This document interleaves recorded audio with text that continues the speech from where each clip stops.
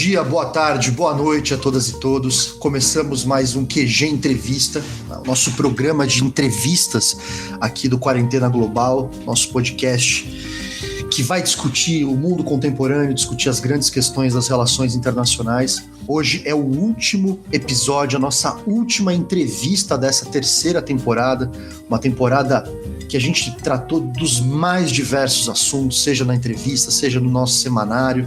Passamos por quase todas as grandes questões que envolveram as relações internacionais.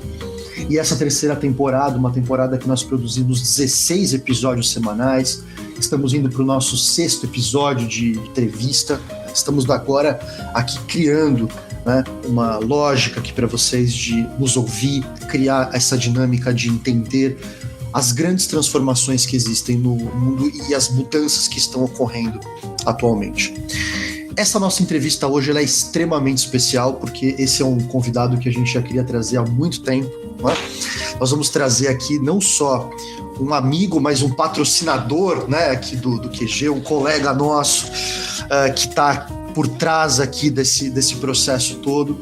Eu quero dar bom dia, boa tarde, boa noite para o professor Fabiano Lourenço de Menezes. Fabiano, seja muito bem-vindo ao nosso QG Entrevista. Muito obrigado, Daniel, toda a equipe do projeto, o Lucas e a Mari e os demais que estão envolvidos nos bastidores. O Fabiano já adiantou, nós estamos aqui acompanhados do Lucas Dias. Lucas, como é que você está? Olá, pessoal, é um prazer ter todos vocês de volta aqui, todos os nossos companheiros de entrevista e todos os nossos ouvintes. Espero que nós tenhamos aqui um excelente bate-papo. Fala, Mari, tudo bem? Mari Garrido aqui conosco. Oi, gente, sejam bem-vindos. E hoje a gente vai conversar com o professor Fabiano. Professor Fabiano, que é uma pessoa que entende do riscado, né? Além dele ser doutor em integração da América Latina pelo PROLAN na USP, né? O programa que trata sobre assuntos da América Latina. O professor Fabiano é professor da Universidade Católica de Santos, coordenador do curso de Relações Internacionais, professor da pós-graduação em Direito. Alguém que tem muita experiência com assuntos que envolvem a dinâmica internacional. E a gente hoje, Fabiano, trouxe você aqui por um tema absolutamente instigante, né? Na quinta-feira desta semana, a gente está gravando esse episódio no dia 16 de junho. Na quinta-feira dessa semana, nós vamos entregar um episódio que falará sobre a questão da Copa América, né, das Olimpíadas, dessa mudança que está acontecendo, os efeitos da pandemia.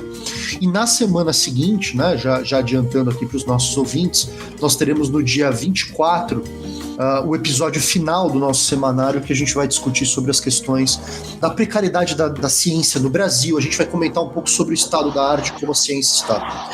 Mas me parece que há um tema, e por isso que você está aqui hoje, por isso que a gente te convidou tanto para vir aqui, para nós podermos discutir uma coisa importante. Quer dizer, o que a gente está acompanhando no mundo contemporâneo é uma mudança que parece que está extravasando essas áreas, né? Quer dizer, a pandemia, na verdade, ela ressaltou algumas dessas mudanças, né? Que é uma mudança que é absolutamente estrutural, né?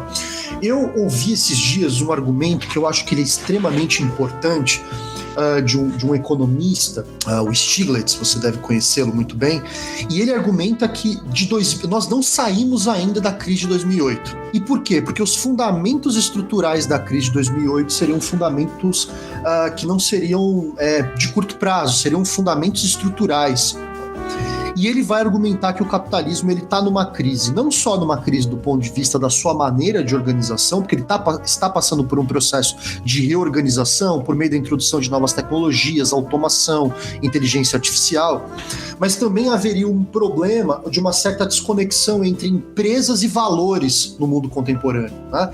E essa cobrança que tem acontecido das pessoas com relação a outros comportamentos das empresas colocariam então em xeque a maneira como o capitalismo tem funcionando. Professor Fabiano, a pergunta que eu inauguro aqui o nosso papo é o seguinte: o capitalismo está em crise, né? O que está acontecendo nesse capitalismo de hoje, né, que produz cada vez mais discussões sobre o comportamento dessas empresas, e como é que você enxerga essa nossa realidade e a maneira como o mundo vem funcionando do ponto de vista da estrutura econômica? Obrigado, novamente. Imagina, obrigado vocês. Bom, pessoal, acho que a Covid-19 ela impulsionou algumas temáticas que já estavam encaminhando no nosso dia a dia.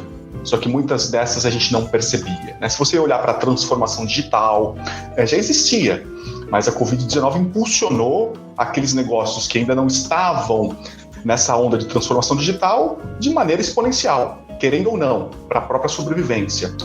E a Covid-19 também, ela trouxe algo que já estava à mostra, que a gente às vezes não percebia, que é esse tudo ao mesmo tempo agora acontecendo. É esse mundo em chamas, literalmente, que está acontecendo.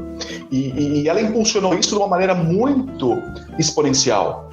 E aí, a partir daí, a gente começa a fazer reflexões que já estavam sendo construídas 10 anos, 5 anos. Esse debate com relação ao capitalismo tradicional ou capitalismo inconsciente, ele começava a ter uma discussão de olhar para trás e falar, peraí, né, deixa eu fazer alguma reflexão sobre isso. Esse debate sempre existiu, né, de uma maneira ou outra, em questões mais teóricas, sempre se olhou para isso e tal, mas estou colocando de uma maneira que começa a ter um efeito dessa retórica, dessa discussão teórica, para ter um efeito mais prático e com vontade de mudar. Isso é recente. E aí, a pandemia, ela começa a trazer esses pontos a tudo e a todos. E aí, esse debate começa a ver uma variável aí fundamental para as empresas abraçarem de uma maneira e avaliar quem está realmente abraçando essa nova perspectiva, esse novo, não seria uma perspectiva nem, acho que um novo movimento. Eu diria que a gente está numa transição de movimentos. A gente está nessa tradição do movimento capitalista inconsciente, que teve um papel fundamental, né? Se a gente olhar todos os gráficos, se você olhar para dado, os dados não mentem. Se você olhar para os dados, né, pega do ano 1000 ao ano 2000, né, e você olhar para dados como renda per capita, diminuição da pobreza e aumento da vida, né, a expectativa de vida, se olhar para esses 3 indicadores, a gente vai ver que parte do ano 1000 para cá, a gente viveu, eu diria, até o século XVIII, a gente viveu num mundo que estava uma igualdade, né? O mundo era pobre, as pessoas viviam pouco, e era um mundo que não gerava riqueza, não se sabia como gerar riqueza. Se a gente olhar na primeira revolução industrial, segunda revolução industrial, ali, ou seja, século XVIII, século XIX, século XX, ali já com terceira revolução industrial, ali. Aí você pega os gráficos colocando ali de 1950 para cá, você vai ver nesses 3 indicadores, de forma exponencial, o gráfico subir. Ou seja, o capitalismo, né, foi crucial para a produção e gerar riqueza para o mundo. Ponto. Né? Não tem o que falar. Os dados estão ali e não dá para argumentar, olha, qualquer outro argumento fora isso. Né? Os dados estão lá e mostram isso. Então, você vê uma associação direta entre Revolução Industrial e aumento dos principais indicadores que a gente precisa para gerar riqueza. E o legal, Fabiano, só para completar uma coisa interessante, tem uma série histórica de um economista, historiador economista, ou historiador econômico, como preferirem, chamado Angus Maddison, você deve conhecer, e ele tem um trabalho que ele fez numa universidade americana, ele vai fazer esse trabalho há muito tempo, ele inclusive já faleceu, ele tem o The Maddison Project, os seus orientandos estão trabalhando com isso, e ele faz dados de catalogação de PIB per capita, etc., desde o período da pré-história até os dias atuais. Né? E é muito interessante o que você está comentando, porque de fato, quer dizer, a partir do século XVIII, século XIX, a dupla revolução que o Hobsbawm dizia, né? Revolução burguesa, revolução liberal, a revolução liberal e a revolução industrial, quer dizer, os gráficos de crescimento econômico são muito grandes. E é doido perceber que o polo de riqueza do mundo até aquele momento era a China e a Índia, né? E a Europa só consegue passar exatamente quando esse impulso capitalista chega na Europa. Quer dizer, é o capitalismo europeu que faz com que a Europa saia da periferia do sistema mundial, né? Sai da Europa, uma pequena península da Ásia, como diriam os chineses, né? E eles conseguem ultrapassar. Muito interessante para o nosso ouvinte, chama Angus Maddison. vale a pena acompanhar, porque referenda tudo que o professor Fabiano está comentando. Exatamente, e muito, se você pegar o World Data, que gera muitos dados, né, se origina também nesses dados produzidos por esse projeto que você menciona. Então isso é um fato, né? A gente pode até discutir a questão. Os principais beneficiados da Revolução Industrial foram, né, os grandes colonizadores, né? Aí você pode até discutir isso, como foi essa Revolução Industrial do ponto de vista da exploração, que foi feito. Aí você pode colocar, né, a questão da escravidão, a questão da exploração, a questão a questão indígena que foi destruída. Então tem uma consequência para imperialismo, né? O imperialismo na África e na Ásia, o racismo, os genocídios todos, óbvio. Claro. Tem uma ligação direta ali, tem um envolvimento. E aí, ou seja, se a gente colocar a partir do pós-Segunda Guerra Mundial, começa as escolas de negócios, começam a surgir as primeiras multinacionais ali, uma expansão das grandes empresas que começam a surgir ali no finalzinho do século XIX, início do século XX, elas vão se beneficiar dessa expansão desse mundo aí que aparecia de possibilidade de gerar riqueza de forma absurda, né? Que é o modelo das empresas multinacionais que começam ali, a Ford, GM, as grandes montadoras, né? Se você vê a própria industrialização do Brasil, como aqui na região Cubatão, o ABC, Paulista, oriundo dessas empresas multinacionais que haviam sido criadas, né, 40 anos, 30 anos antes de chegarem aqui no Brasil. Né? Então elas vão falar, opa, o Brasil e o mundo, e aí eu vou fazer aquele movimento do capitalismo tradicional, né, de expansão. Essa expansão, ela vai se dar, né, num credo, que era o credo do capitalismo, que foi desenvolvido pelo Prêmio Nobel de Economia, Milton Friedman. Né? Qual que era o credo? O negócio da empresa é dar lucro. A única responsabilidade da empresa é dar lucro. Isso ele escreveu ali no finalzinho da década de 60. E isso virou um mantra, né? Virou um credo do capitalismo. Ou seja, o objetivo da empresa é gerar lucro, ponto. Isso vai ser ensinado nas grandes escolas de negócios, as teorias de administração vão sair desse processo.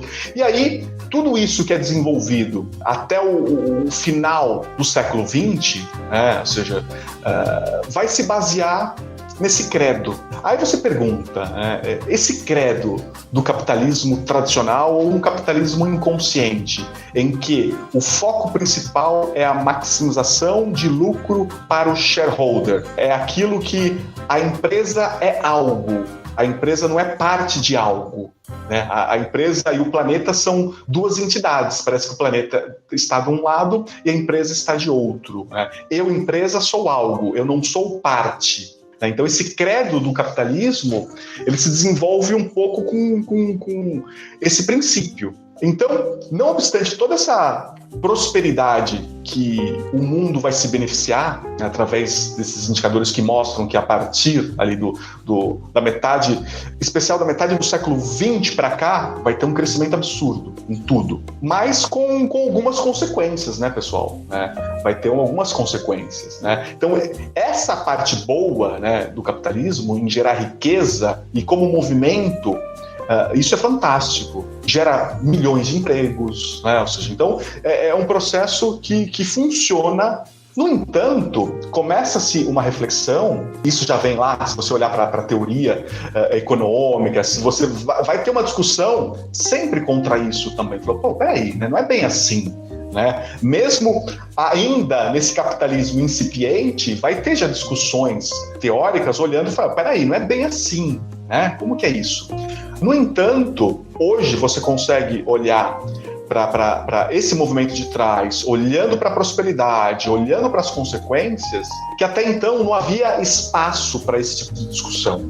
Para a empresa falar, pô, peraí, eu tenho outras responsabilidades, eu sou parte de alguma coisa. E aí uma das consequências dessa prosperidade vai ser uma consequência que vai começar a surgir um efeito, se você olhar esses gráficos também, a partir do século XX, especialmente na década de 90, a gente vai ver um gráfico também exponencial do aumento da temperatura no planeta. Então vai começar ali. Então, além do capitalismo, né, olhar para aqueles indicadores que a gente viu de prosperidade, vai ter uma consequência disso, né? E isso vai começar a aparecer na década de 90, né? Se você olhar Rio 92, vai surgir ali. A ONU trazendo esse debate da sustentabilidade na década de 70, só que não ganhava coro em nenhum outro lugar. A Rio 92 trouxe, né, essa ideia de, caramba, estamos aqui, mas outros virão para cá e ficarão aqui. E a gente já vai ter ido embora. Então, é a ideia de sustentabilidade, eu deixar um planeta para as outras gerações. Era um discurso meio vazio, era uma retórica, tentava se implementar, criar discussões, mas até aí, né, não se chegava num debate mais prático. Aquele credo do capitalismo ainda estava latente. No século XXI, isso vai começar também a ter um novo olhar, né? Aí, se você olhar para 2000, dentro das Nações Unidas, vai ter os Objetivos do Desenvolvimento do Milênio, né, os ODMs, que não ganharam nenhuma voz, né? Isso foi em 2000, com um plano para 2013 você alcançar alguns objetivos. Esses objetivos não conseguiram ganhar um destaque maior. Em 2015, a ONU traz uma nova agenda, né, que é a Agenda 2030, e essa Agenda 2030, ali em 2015, ela já vai estar nesse período que a gente está conversando ali, de uma nova reflexão, de olhar e falar, peraí, né, a questão das mudanças climáticas já tem evidências, né, já está uma coisa maior, já tem uma estrutura maior, e aí começa essa preocupação de olhar para as empresas e o planeta, né, as empresas como parte do planeta, não fora do planeta.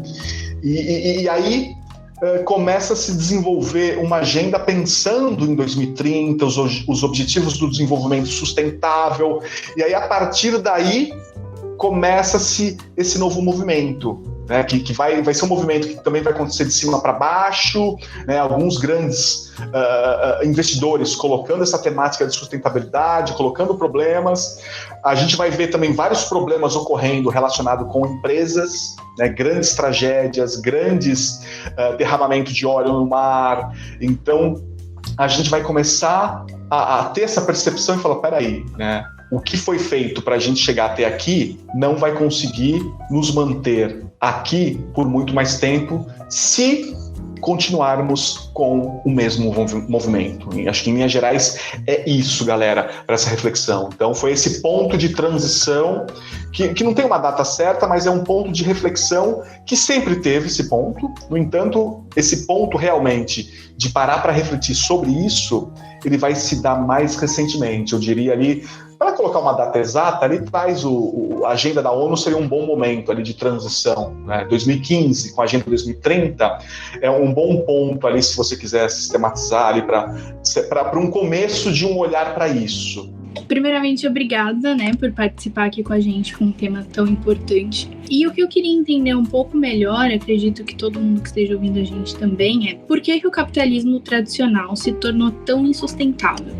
Se o objetivo da empresa é gerar lucro, por que as empresas, no geral, né, começaram a se preocupar com isso e perceberam que o capitalismo tradicional não é mais tão ideal assim, como a forma de gerar lucro?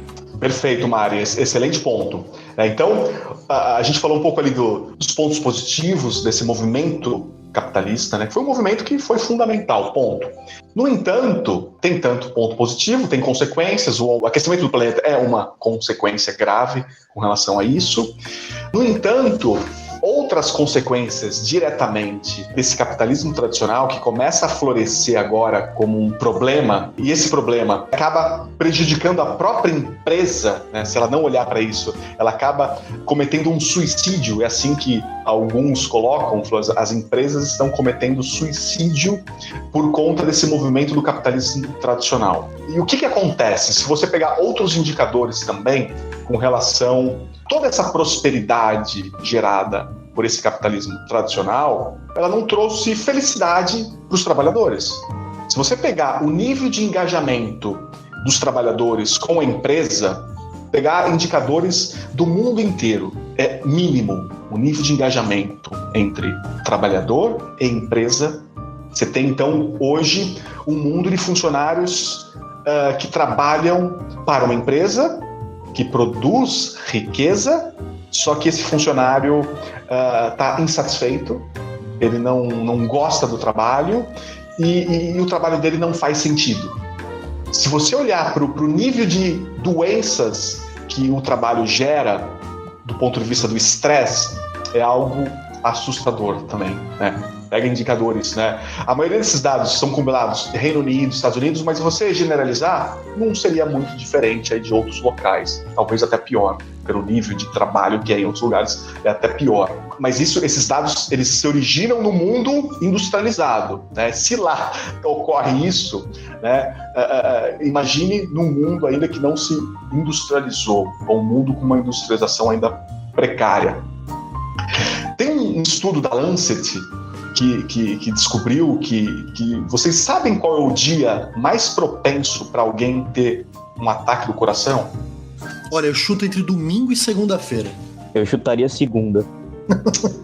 O Lucas acertou ali, o Daniel ali ficou no meio ali, segunda-feira. Porque domingo à noite, eu vou te falar uma coisa também, não é fácil. Ansiedade. Aí na segunda, o domingo da ansiedade, da palpitação. Na segunda, a pessoa tem um ataque. E aí um outro indicador interessante que mostra isso, Mari, se você olhar para pesquisas que são feitas, né, geralmente nos Estados Unidos e Reino Unido, com relação à percepção da população com relação às empresas. Assim, o que você acha das empresas tal? Comparando com... Pega pequenas empresas e compara com grandes empresas em pesquisas abertas, a população não reconhece o benefício das grandes empresas para a sociedade. Então começa a ter uma reflexão, peraí, né? Gerou prosperidade, né? Chegamos até aqui, aumento de renda per capita, aumento da qualidade de vida e todos os outros indicadores gerados por esse movimento do capitalismo, ele vai ter algumas consequências que vai colocar isso em xeque. E aí a pergunta que se faz, caramba, para onde vai isso? Se você pegar outros indicadores com relação à remuneração e você pega a produtividade do trabalhador, aumento de produtividade e salário, você vai ver que são dois gráficos paralelos. A produtividade aumenta, o salário ele estaciona, né? Então eles estão mais produtivos, o salário não acompanha. Opa, por que o salário não acompanha?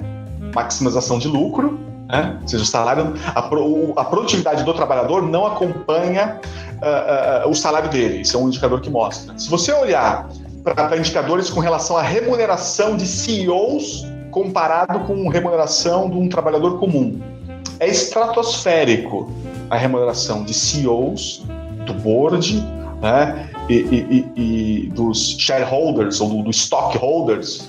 É algo exponencial, né, e a remuneração do trabalhador médio é pequena.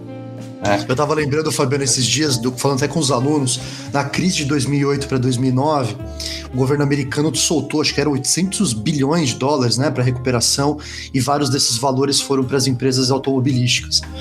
E aí depois saiu um relatório dizendo que aquele ano foi o ano que aqueles mesmos diretores que tinham falido as empresas tinham ganhado os melhores bônus da história da empresa, né? Então, e aí, inclusive, isso depois produziu o movimento Occupy Wall Street, né? Aquela turma que foi pra rua, e muito importante, inclusive, para a eleição do Obama. O próprio Trump capitalizou isso, né? A luta entre Wall Street e Main Street, né? Quer dizer, a luta entre o capital financeiro, essa especulação, essa lógica da maximização do lucro e da minimização do custo, de qualquer forma, e essa galera que vem de baixo que tá dizendo, pô, mas peraí, a gente também quer, né? E eu tava lembrando também com os alunos, né? O Michael Moore, pra mim, aquele documentarista, acho que ele tem vários problemas, viu? Não acho que ele seja perfeito. Na verdade, eu acho que ele é um grande saudosista, né? E ele tem um documentário que chama Capitalismo, um Caso de Amor, que ele conta a história da família dele, é muito interessante. Ele nasceu em Finch, na capital da General Motors, né, onde era a capital mundial da General Motors, e ele comentava, né, Meu pai ganhava 13º, 14º, 15º, a gente viajava pro exterior uma vez por ano, a gente vivia numa sociedade católica, onde todo mundo ali tinha um senso de comunidade. Um dia a fábrica fechou, fulano foi trabalhar no Walmart. Quer dizer, essa erosão que acontece, acho que a partir dos anos Reagan a gente pode colocar, acho que o neoliberalismo tem um peso muito grande nisso que você está comentando, e parece que essa era de ouro desse capitalismo que consegue produzir um pleno emprego, ele vai se esgotando e ele vai mostrando as próprias limitações que aquele modelo tinha, né? Aumentando a desigualdade social e também aumentando a questão do meio ambiente, né?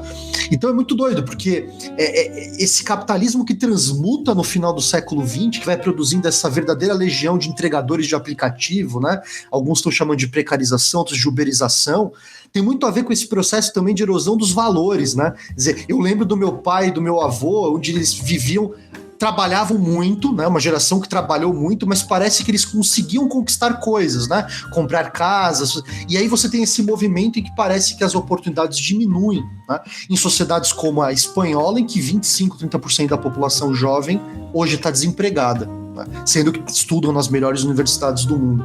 É interessante esses movimentos, né? Porque eles de alguma forma captam essa sensação que às vezes os números não conseguem trazer. Exatamente, Daniel. É a linguagem da rua, né? Ou seja, a realidade da rua emergindo, porque fica insustentável, né? Por muito tempo ele ficou ali e as pessoas, caramba, né? É por aí. É por ali.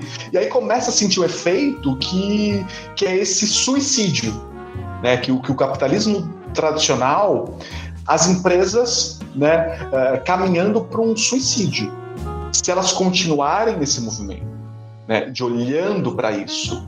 E aí qual que é a grande virada, galera, com relação a isso? É olhar para isso tudo e falar, pô, peraí, né, vamos aproveitar o lado bom desse movimento, que sabe que funciona. O que é?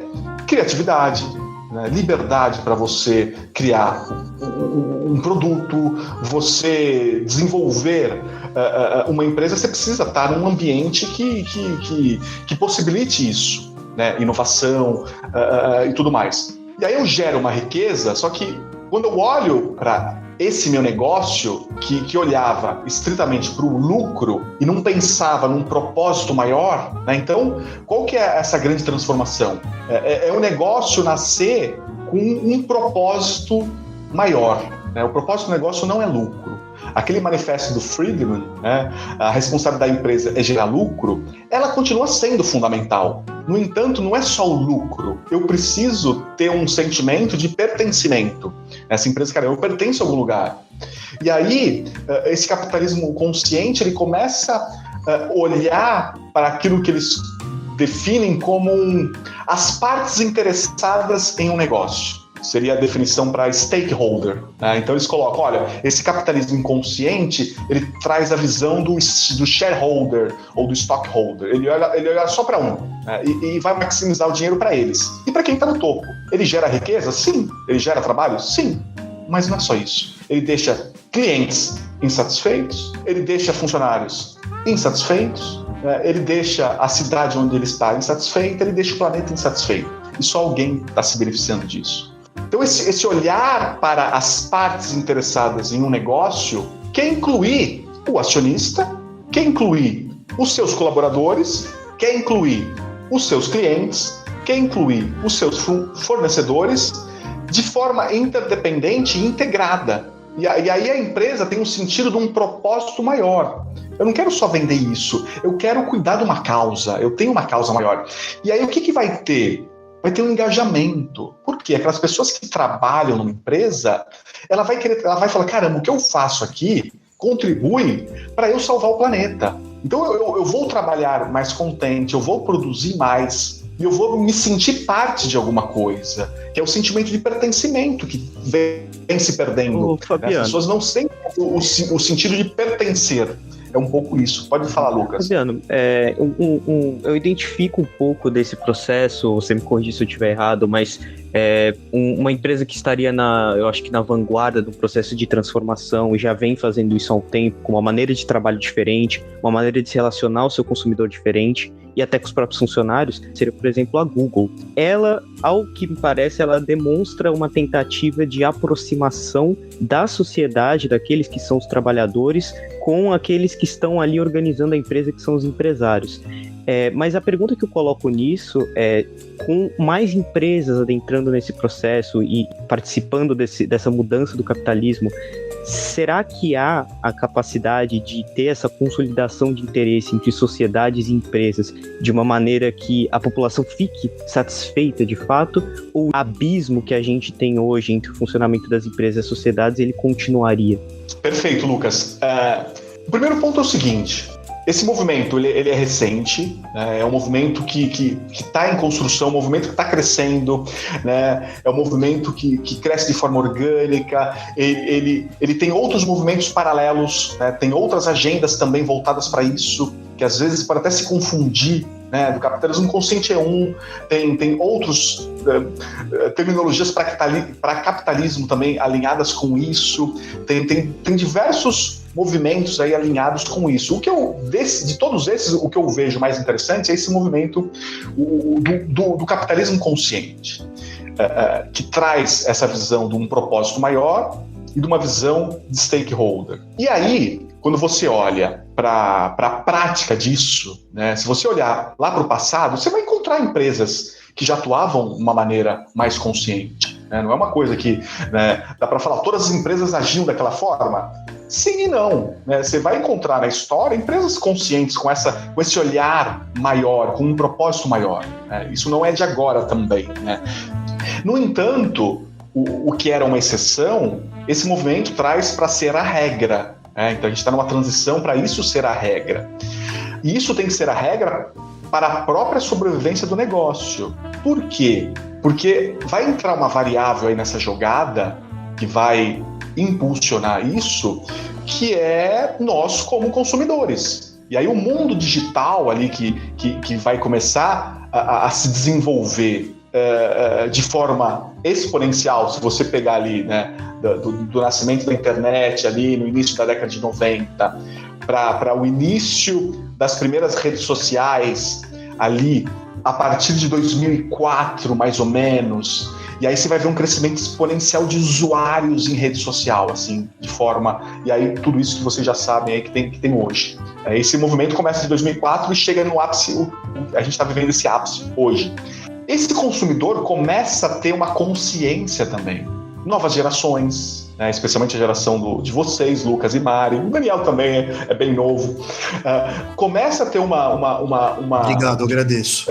uma consciência, galera, de olhar e as empresas começarem aquilo que elas não olhavam para os clientes, né, como um stakeholder, ela começa a falar assim, peraí, né? Se você pegar os movimentos, né, aquilo que o Daniel colocou ali do Wall Street, ali, né, no Main Street, todo aquele movimento ali que começa em 2008, é uma data importante de transição, para a gente olhar também, se quiser sistematizar ali, 2008 é um ponto de mudança. E aí você alinha isso com o mundo digital, e aí você traz isso para a pandemia atual, e os movimentos que a gente viu surgir nos últimos anos, Me Too, quais eram outros? Né?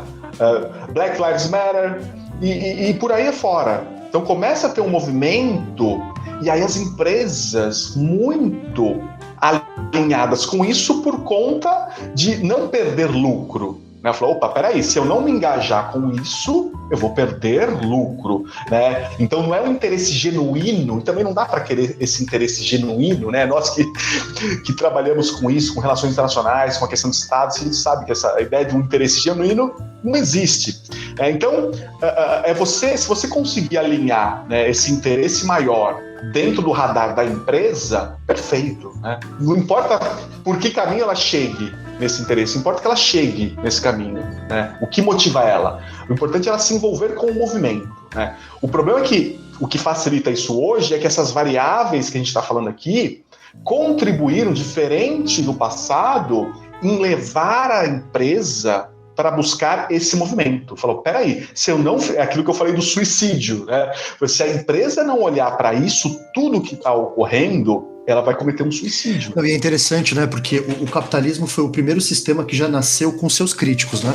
Quer dizer, o primeiro grande investigador verdadeiro do capitalismo foi o Marx, aquele que fez a anatomia, né? Entende a anatomia e alguns vão dizer a autópsia do corpo, né? Foi também o seu principal crítico. Quer dizer, o capitalismo nascendo ele já estava sendo questionado. Mas é interessante deixar claro uma coisa que eu acho que é fundamental e talvez seja o ponto que eu gosto muito da sua discussão sobre suicídio, né? Desde o Ford, ou do Fordismo, quer dizer, está estabelecido que o capitalismo depende de uma variável que muitas vezes a gente não vê nas empresas, né? Que é a seguinte: você remunera o seu trabalhador com dinheiro suficiente para que ele também se transforme em um consumidor dos produtos da empresa. Quer dizer, você... Obviamente, a tua taxa referencial de lucro vai ser muito grande, mas se você deixar de remunerá-lo, você acaba criando um problema que vai se transformar num problema sistêmico.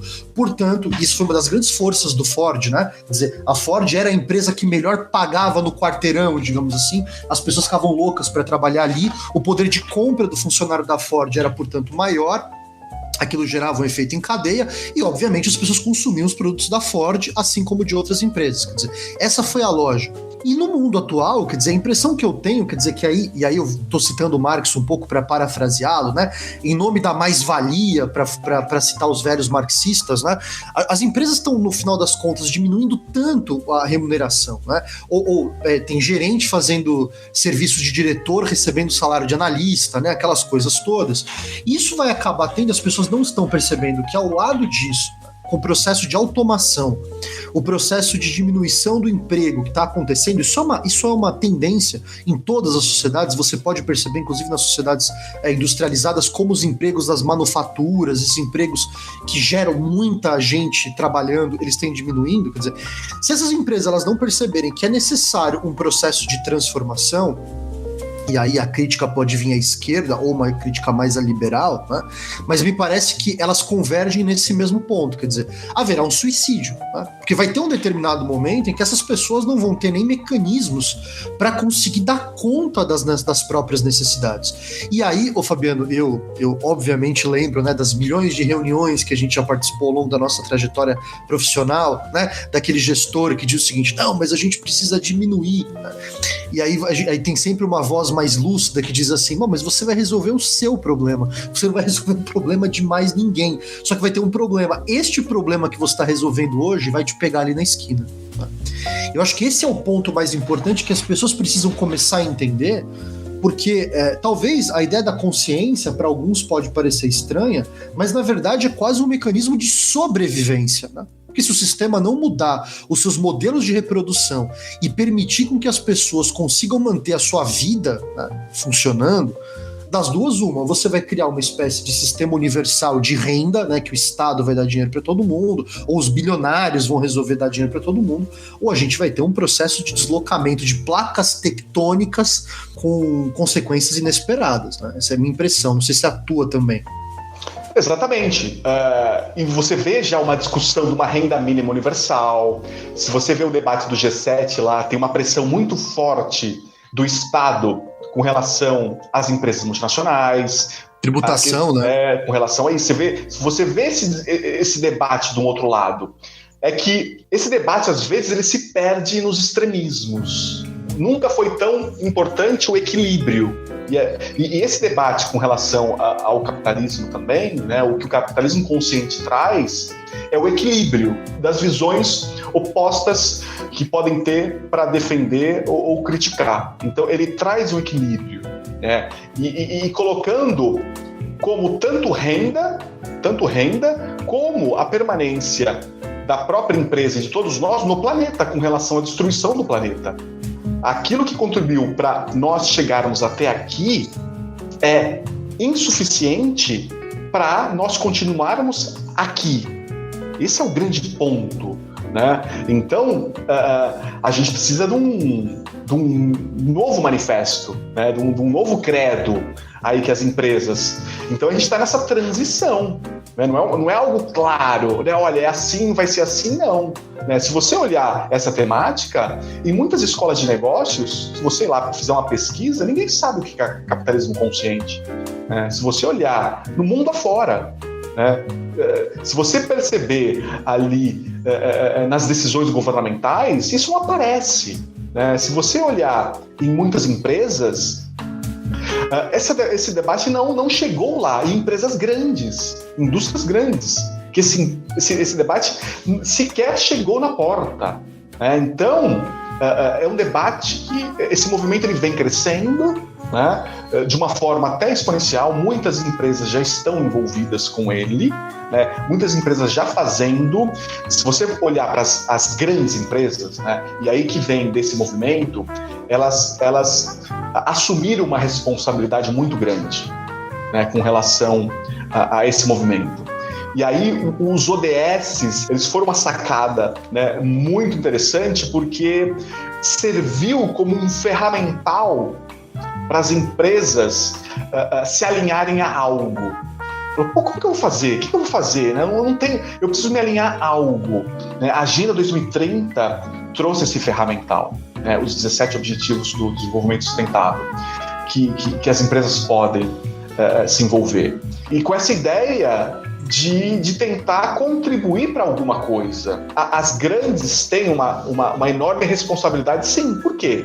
Elas são enormes, né? Se você pegar o lucro da Amazon, né? Se você pegar o lucro da Apple, se você pegar o lucro do Facebook, do Google, da Microsoft, individualmente essas empresas, é maior que o PIB. A Amazon pode chegar lá no Paraguai e falar: eu compro à vista vocês, quanto vocês querem? Elas conseguem, pessoal. Elas geram mais riqueza do que o país produz, porque os negócios delas se tornaram, né, elas navegam de braçadas no mundo digital, e o negócio delas é tudo.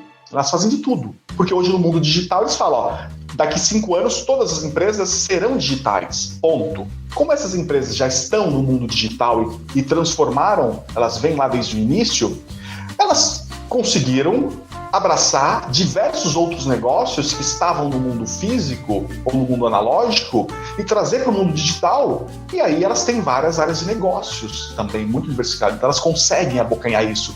Então aí se você leva para 193 países aí, vamos pegar, e a atuação dessas empresas é de forma, né, avassaladora, porque elas ganham muito dinheiro. E aí começa essa pressão em cima delas também, né? Opa, peraí, vocês têm que fazer alguma coisa, né? Então, se você olhar os relatórios de sustentabilidade dessas empresas, essa área de sustentabilidade, galera, elas de fato entraram nessas empresas como um setor autônomo, né? A Microsoft foi pioneira nisso. Ela tem um setor lá, galera, de relações internacionais para lidar com temáticas públicas de diversas áreas: educação, saúde, infraestrutura, pobreza, dentro da Microsoft. Não é na fundação deles, não, dentro. Você leva isso pro Google também, você vai ter isso. As grandes vão ter isso. E vão ter ações voltadas para os ODS, né? Virou um negócio, né? Você ser sustentável e atuar dessa forma consciente, olhando para tudo e todos, elas abraçaram. Ainda tem muito problema? Sim. Mas elas de fato abraçaram isso.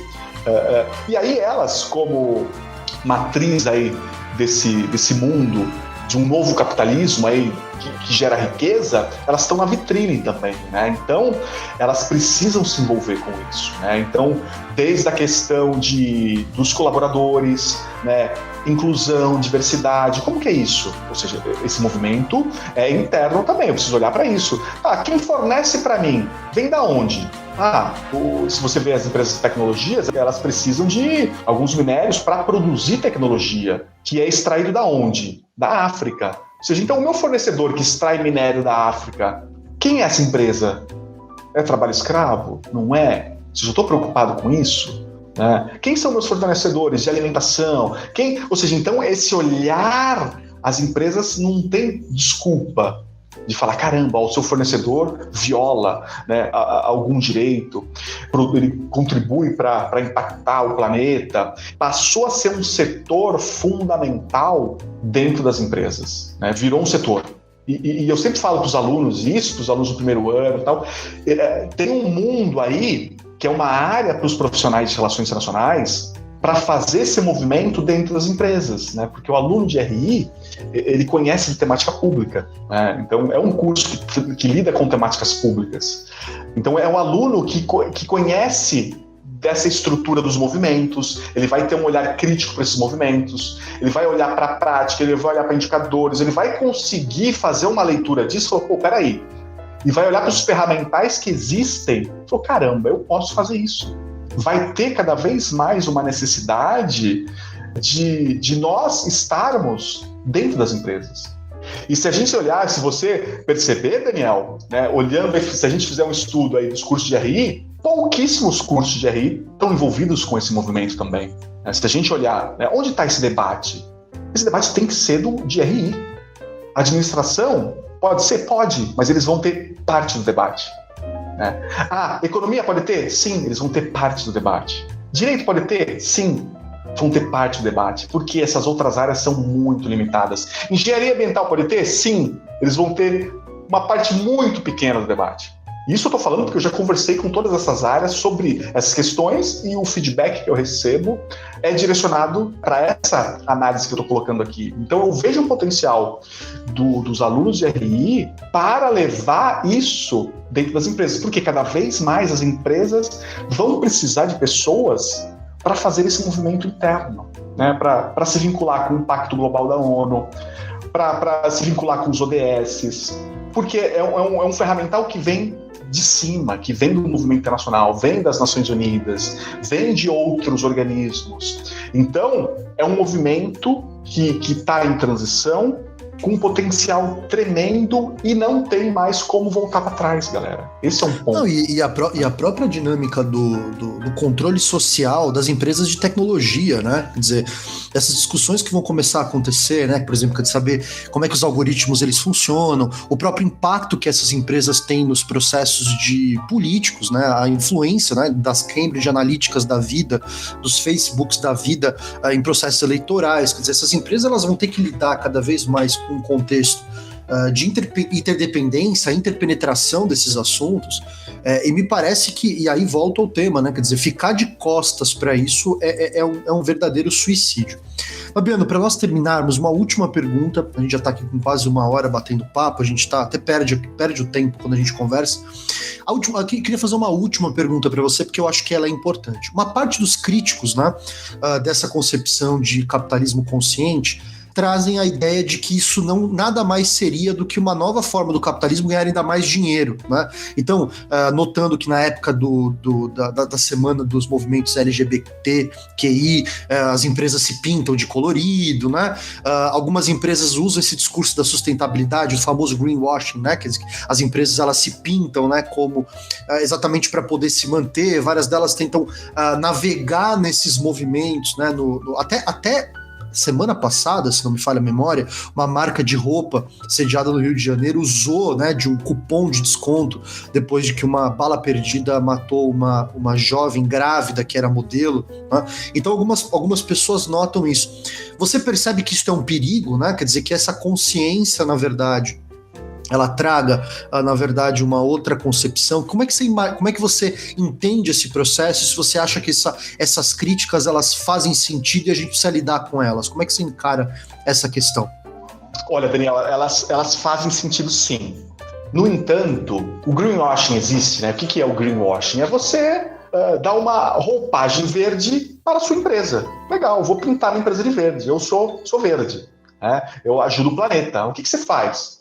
Se você olhar para anteriormente a essa transição que a gente chegou, isso até existia, né? O setor de RP das empresas, né? O setor de marketing sempre vendeu algo que na realidade, né, não era bem assim, né? Há um certo olhar, olha, trabalhar nas melhores empresas, né?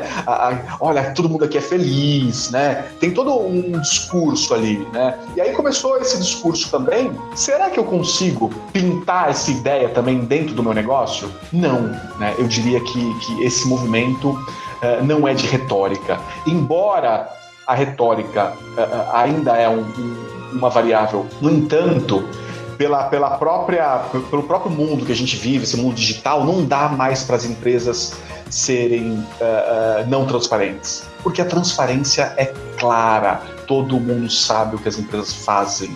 Tá? Então não tem como as empresas falarem uma coisa e fazerem outro, né? Porque vai ficar feio para ela. Né? Então eu diria que não há espaço para isso. Nesses momentos a gente vê também, inclusive, um grande aumento das críticas, né? O próprio Daniel colocou aqui, a gente percebe, se você abre por exemplo, a gente tem no mês agora em que estão tendo as manifestações de orgulho LGBTQI+, a gente percebe principalmente nas empresas que mudam as suas fotos de perfil, o seu logotipo com uma roupagem mais diferente, uma coisa colorida, você percebe uma grande parcela de pessoas que fazem essa crítica exatamente, mostrando que, olha, a gente sabe que em certos momentos isso que vocês estão fazendo é para tentar vender, mas que em outras questões vocês não atuam dessa maneira. Então eu acho que há sim a necessidade de uma reforma maior dentro dessas empresas para que esse discurso ele entre mais nas ações das empresas. Esse processo ele precisa evoluir, como bem você tem colocado aqui. É perfeito, Lucas. É por isso que esse movimento ele veio para ficar, ponto. Não tem como voltar atrás. E não tem como a empresa querer fazer alguma coisa. Ou ela se envolve e sobrevive, ou ela não se envolve e morre. Ponto. Qualquer empresa, galera. Então não tem como a empresa falar uma coisa e ser outra. Ela vai ter que... Porque vai ter um custo, vai ter um peso. Se a gente olhar para a Vale, né? Se você olhar para os relatórios de sustentabilidade da Vale pré-Mariana, você vai ver que ela fazia tudo alinhado com o planeta. E a segurança era um valor para ela fundamental. Está disponível, galera. Basta, né, olhar que você vai ver. Aí aconteceu Mariana, né? E aí não bastasse Mariana, acontece Brumadinho. Qual é a consequência disso? Tá aí, a consequência é um caos, né, no planeta. Ou seja, ali é um exemplo, né, do um olhar para uma parte interessada e esqueceu das outras.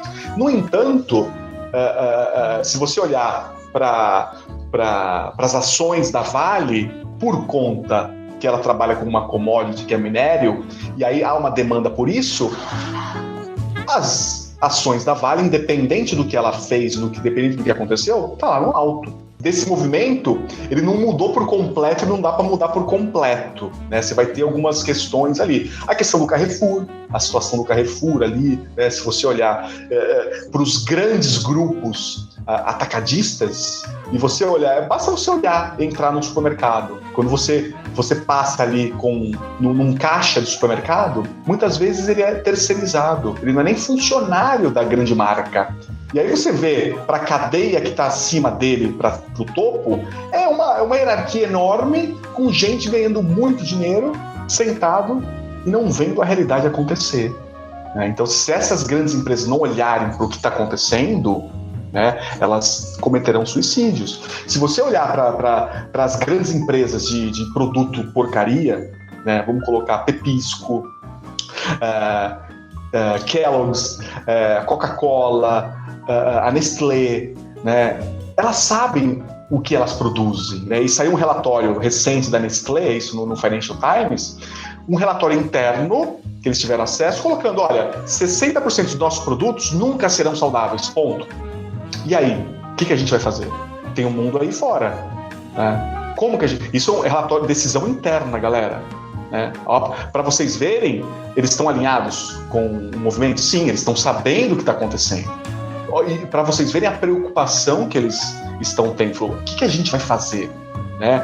A gente enganou o mundo inteiro até agora, que consumiu os nossos produtos, uma felicidade tremenda, né? Não é bem assim, mas se você olhar do ponto de vista do stakeholder, essas empresas, elas estão preocupadas de fato com os consumidores, né? com a saúde dos consumidores? Então, não estão. Né? Então, elas querem o quê? Mais consumo. Então, se elas querem mais consumo, elas querem mais lucro. Então, se elas continuarem vendendo produtos porcaria, né, é um pouco do que a indústria do cigarro fez. Né? Essas empresas de produtos porcaria, elas usam a mesma estratégia do que a indústria do tabaco fez para manipular, para maquiar, para chegar no nível que a gente tem hoje com relação ao cigarro e consumidor. Né? Então, essas empresas estão usando as mesmas estratégias quando houve uma pressão muito forte com relação à indústria do cigarro. Até quando? A gente não sabe, mas só essa pergunta já chegou de fato nessas empresas, né? Então elas têm um olhar, e aí a gente percebe as ações dela nas mídias, a preocupação, o fake que elas produzem, algo irreal, que não é possível. Então, cada vez mais que a gente tem um consumidor mais consciente de olhar para isso e perceber, fala, caramba, isso aqui é fake. E as empresas vão ter que mudar de movimento, vão ter que se alinhar e se preocupar com tudo e todos, né? É um pouco por aí, galera.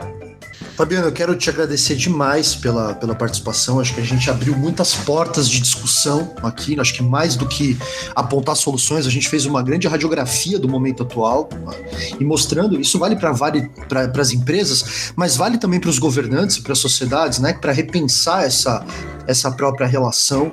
Então daqui a gente pode tirar muitas outras problematizações. Agradeço demais pela oportunidade da gente poder trocar essa ideia, e vamos voltar a conversar, né? Porque esse é um assunto que traz muitas possibilidades de abordagem, né? A gente abriu muitas portas que a gente poderia ter avançado mais, né? Essa discussão final que a gente fez aqui para começar a apontar caminhos, me parece que ela é absolutamente fundamental. Então você já está convidado para uma segunda rodada desse papo. Obrigado, Fabiano.